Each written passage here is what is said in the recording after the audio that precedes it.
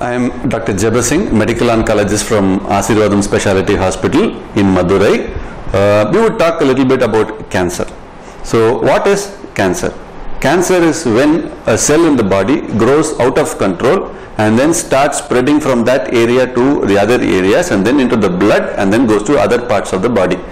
And cancer can arise from any organ starting from the solid tissue to the blood. So when it affects the blood, we call it leukemias. When it affects the other organs, we call it carcinoma or the sarcoma. So how does cancer occur? Cancer can occur due to many factors, from genetic to environmental, which includes lifestyle changes.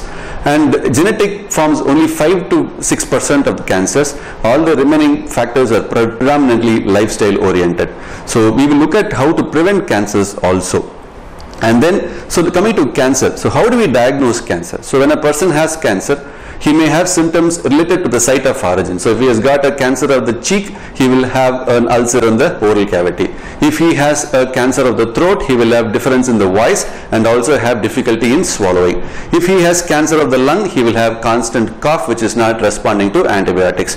If he has cancer of the intestinal tract, he will have problems with digestion. He may have abdominal pain. If he has cancer of the blood, he may have symptoms related to anemia like easy fatigability. He may have repeated infections and then he may have bleeding because of low platelets. So these are the common symptoms of cancer. So once we detect cancer, then how do we diagnose? So most of the times we diagnose cancer with a biopsy. Biopsy is very important because nowadays we can do the other cytogenetics or the other genetic study from that particular tissue and find out which drug which will work better in that particular cancer. So that is very important. And we can also diagnose cancers of the blood with a bone marrow smear. So bone marrow is taken from the bone which is inside the iliac crest or the posterior part of the body, from where we take a biopsy and diagnose blood cancers. So once we diagnose cancer, we proceed to staging. So how do we stage a cancer? So staging of the cancer depends on multiple factors, which starts from T, which we call the tumor size, and the node, which is the respective spread to the other parts of the node, and then M, which indicates spread to other parts of the body. So depending on that, we stage a cancer called the TNM staging, and depending on the staging, the treatment will differ. Now we've got lots of modalities of management of cancer, which will include chemotherapy, radiotherapy, and surgery. So these are the multiple factors or the mechanisms with which cancer is treated. Most of the times it is combined modality management. We treat cancers with all the three modalities most of the times, sometimes with one modality. Blood cancers will require predominantly chemotherapy, and I would like to point out one particular blood cancer which is called chronic myeloid leukemia, which was once upon a time a dreaded cancer. Patients used to live for only 3 to 5 years and then they will progress to blast crisis and then they will die. But now with the invention of a drug called imatinib, which is now freely available in our hospital and part of a global program, patients can live for more than 20-25 years without the evidence of disease. So this is a major breakthrough in the management of blood cancers.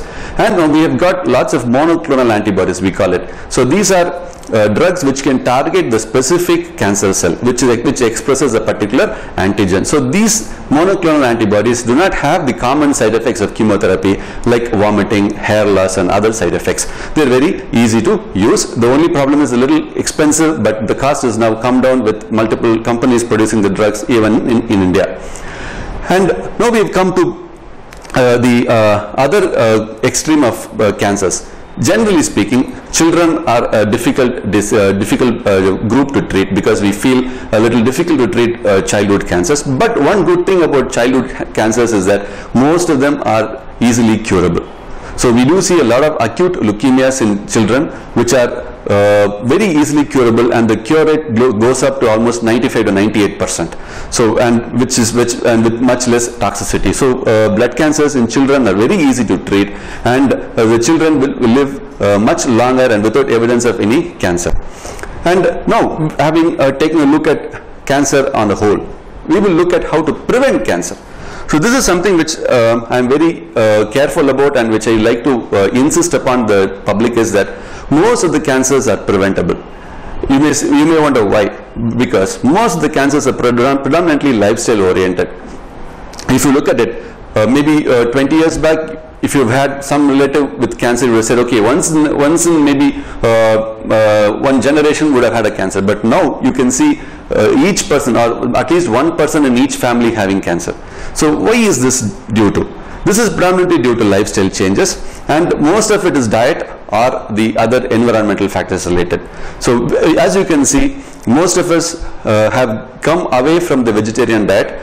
We used to eat mostly a vegetarian diet and have a non-vegetarian diet once a week. But now what has happened is we almost always have a non-vegetarian diet and then have a very occasional vegetarian diet. So this is something which we need to look at, because vegetarian diet has been proven, or a high fiber diet has been proven to reduce cancers, especially cancers of the intestine and cancers of the breast, which are the two very important cancers of the body. The next comes tobacco. Tobacco is something which is preventable. As you can see, tobacco in any form induces cancer. Whether it can be a chewable tobacco, or is it a pan masala, or a cigarette, whichever form of tobacco causes cancer.